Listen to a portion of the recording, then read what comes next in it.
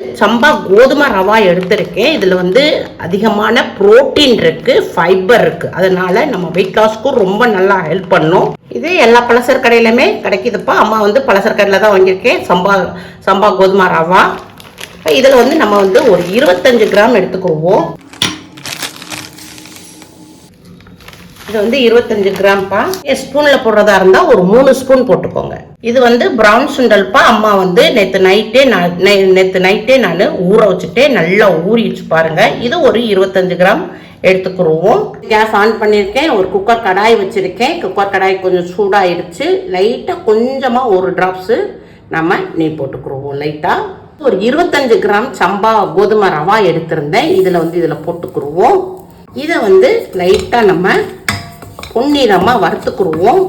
நம்ம எதுவுமே நம்ம கொஞ்சம் வறுத்து சாப்பிட்டோம்னா, நம்ம வறுத்தோம்னா நல்ல ஒரு ஃப்ளேவர் கிடைக்கும், நல்லா ஒரு டேஸ்ட்டும் கிடைக்கும்.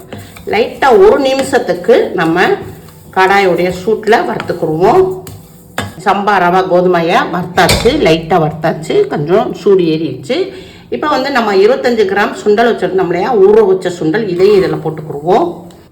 இதையும் ஒரு லைட்டாக கிளறி விட்டுட்டு, இப்போ அம்மா வந்து இந்த கப்பில் தான்ப்பா சுண்டலும் ரவையும் சம்பா ரவா கோதுமை எடுத்திருந்தேன். இந்த கப்பில் நம்ம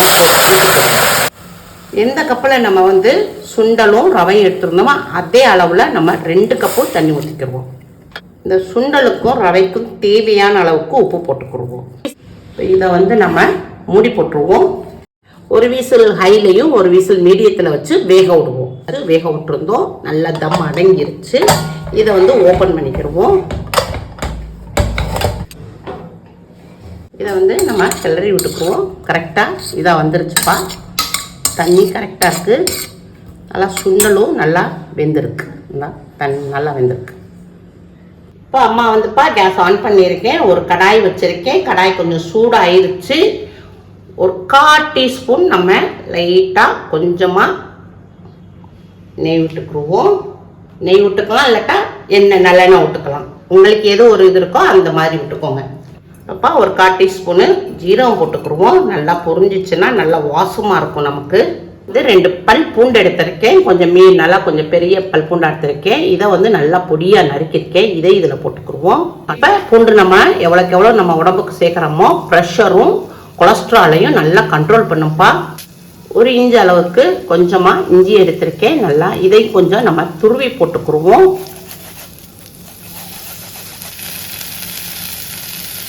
இதை ஒரு வதக்கிடுவோம். இப்பப்பா அம்மா வந்து ஒரு மீடியமான கேரட் எடுத்திருக்கேன். நல்லா தோலை சீவிட்டு நல்லா பொடியாக நறுக்கிருக்கேன். இதையும் இதில் போட்டுக்குருவோம். இதையும் கொஞ்சம் வதக்கிக்கிடுவோம். ஒரு பச்சை மிளகாப்பா, இந்த பச்சை மிளகாவையும் நல்லா பொடிசாக காரத்துக்கு நறுக்கி போட்டுக்குருவோம். ஒரு மீடியமான மிளகா எடுத்திருக்கேன் அம்மா. இதில் பாதி வந்து இதில் எடுத்திருக்கேன். இந்த பாதியை வந்து கொஞ்சம் கட் பண்ணி வச்சுருக்கேன். இதை இதில் போட்டுக்குருவோம். இதை லைட்டாக ஒரு வதக்கிடுவோம். இப்போ லைட்டாக ஒரு வதக்கியாச்சுப்பா. நம்ம என்ன செய்கிறோம், கொஞ்சமாக தண்ணி ஊற்றி இதை கொஞ்சம் வேக விடுவோம். கேரட்டும் குடமிளகாயும் கொஞ்சம் வேகணும். அதனால் ஒரு 3 ஸ்பூன் அளவுக்கு தண்ணி விட்டு கொஞ்சம் வேக விடுவோம்.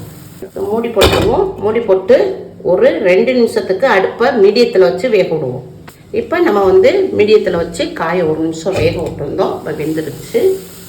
லைட்டாக ஒரு கிண்டு கிண்டிக்கிடுவோம். இப்போ அம்மா வந்து ஒரு 25 கிராம் பன்னீர் எடுத்திருக்கேன்.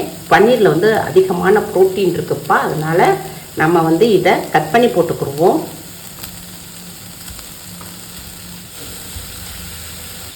கிண்டிடுவோம். இப்போப்பா நம்ம காய்க்கும் பன்னீருக்கும் தேவையான அளவுக்கு உப்பு போட்டுக்குருவோம். லைட்டாக பிங்க் சால்ட்டுப்பா, அது லைட்டாக போட்டுக்குருவோம். இது வந்து சில்லி ஃப்ளைஸு, இதுவும் கொஞ்சம் லைட்டாக போட்டுக்குருவோம். ரொம்ப போட்டுறக்கூடாது, சும்மா லைட்டாக ஒரு 1/4 டீஸ்பூன் போட்டுக்குருவோம்.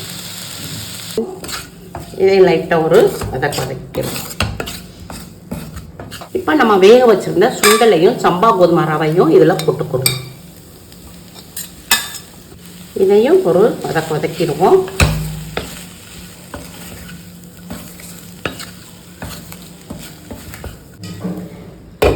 இப்போப்பா கேஸ் ஆஃப் பண்ணிடுவோம்.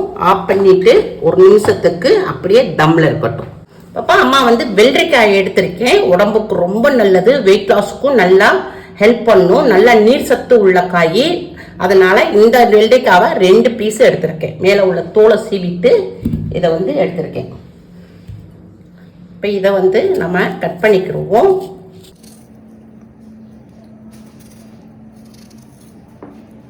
இப்படி கட் பண்ணி போட்டுக்கிடுவோம். வெள்ளரிக்காவை நம்ம கட் பண்ணி போட்டாச்சு. அம்மா வந்து தக்காளி எடுத்திருக்கேன்ப்பா, பொடியான தக்காளியாக இருக்குது, அதனால் 2 எடுத்திருக்கேன். நீங்கள் மீடியமான தக்காளி இருந்துச்சுன்னா ஒரே தக்காளியாக எடுத்துக்கோங்க. தக்காளி வந்து நல்லா பழுத்து இருக்கணும், ரெட் கலரில். அப்போ தான் நல்லாயிருக்கும், நம்மளுக்கு சாலட் சாப்பிடும் போது டேஸ்ட்டாக இருக்கும், ரொம்ப டேஸ்ட்டாக இருக்கும். இப்படி பொடியாக நறுக்கி போட்டுக்கிடுவோம். இப்போ வந்து நம்ம வேக வச்சுருந்தோம் இல்லையா, இந்த இதை ஓப்பன் பண்ணிக்கிடுவோம். நல்லா சாஃப்டாக இருக்குது, நல்லா தான் இருக்குது. இப்போ இதில் வந்து இதை போட்டுக்கிறோம். ரொம்ப சூப்பராக இருக்கும்ப்பா, அருமையாக இருக்கும் நமக்கு சாப்பிட்றதுக்கு. வெள்ளரிக்காய், தக்காளி, அதோட நம்ம பன்னீர், சம்பா கோதுமை எல்லாத்தையும் போட்டாச்சு. இப்போ கொஞ்சம் நம்ம வந்து மல்லி இலை போட்டுக்கிடுவோம். நல்லா பொடிசாக நறுக்கி போட்டுக்கிடுவோம் மல்லி இலை. ஒரு 1/4 எலுமிச்சம்பழம், கம்மியாக எடுத்திருக்கேன், 1/4 எலுமிச்சம்பழம். கொஞ்சம் இது வந்து சாறு விட்டுக்குருவோம் லைட்டாக. சாப்பிடும் போது ரொம்ப டேஸ்ட்டாக இருக்கும். ஒரு 1/4 டீஸ்பூன் மிளகு பொடி போட்டுக்குருவோம். லைட்டாக கொஞ்சம் போட்டுக்குருவோம், நல்லா வாசமாக இருக்கும். இப்போ எல்லாத்தையுமே நம்ம மிக்ஸ் பண்ணிடுவோம். நல்லா மிக்ஸ் பண்ணிக்கிறோம்ப்பா.